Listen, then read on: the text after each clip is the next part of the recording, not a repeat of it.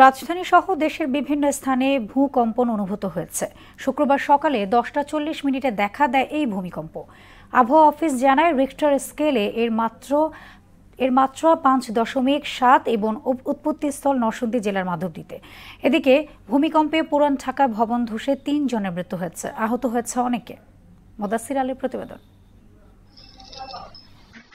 শুক্রবার সকাল 10টা 38 মিনিটে হঠাৎ করেই যেন কেঁপে উঠে রাজধানী সহ দেশের বিভিন্ন অঞ্চল। এ সময় জনমনে দেখা দেয় আতঙ্ক, বাসা ছেড়ে বের হয়ে আসেন অনেকে। আবহাওয়া অফিস জানায় রিক্টার স্কেলে এর মাত্রা ছিল 5.7 এবং উৎপত্তিস্থল নরসিংদী জেলায়। এই ভূমিকম্পটা যে হয়েছে এটা আসলে ঢাকা থেকে অনেক কাছে হয়েছে। আমাদের এই ভূমিকম্প পর্যবেক্ষণ ও গবেষণা কেন্দ্র থেকে 13 কিলোমিটার পূর্ব দিকে, এটা নরসিংদীর মাধবদী, ওই জায়গাটায় এই ভূমিকম্পের উৎপত্তিস্থল ছিল এবং এই ভূমিকম্পটার মাত্রা ছিল 5.7, যেটা একটা মাঝারি মানের ভূমিকম্প। ভৌগোলিক অবস্থানের কারণেই বাংলাদেশ ভূমিকম্পের বড় ঝুঁকিতে আছে বলেও জানান এই আবহাওয়াবিদ। বাংলাদেশের অবস্থানটা, আমরা আছি ইন্ডিয়ান প্লেটে এবং এই ইন্ডিয়ান প্লেটটা আপনার মুভ করতেছে নর্থ ইস্টে এবং আমাদের যে বাংলাদেশের নর্থ রিজিয়ন, যেটা আমরা বলি মানে সিলেটের নর্থে, আমাদের ঠিক তার উপরে আছে আমাদের ইউরেশিয়ান প্লেট। ইউরেশিয়ান প্লেটটা মুভ করতেছে সাউথে। এই যে দুইটা প্লেট কি হচ্ছে, এই দুইটা প্লেট একটা প্লেট আরেকটা প্লেটের ভিতরে আসলে ঢুকে যাচ্ছে, কলয়েড হয়েছে, সাবডাক্ট হয়েছে।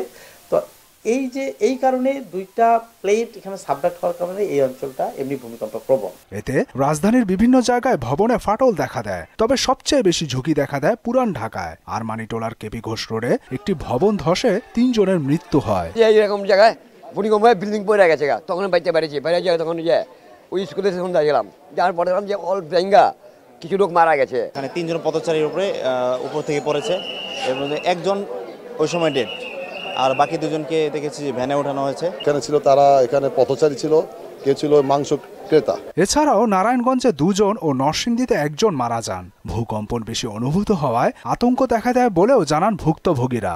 আমার 55 বছর বয়সে এইরকম ভূমিকম্প কোথাও দেখিনি। আমি কাঁপতাছি, আমি ডরে গেছি, কান্দা দিচ্ছি, আমি ডর হচ্ছে সব রিস্কালারা সব গেছে গা, রিস্কা তুই গেছে গা।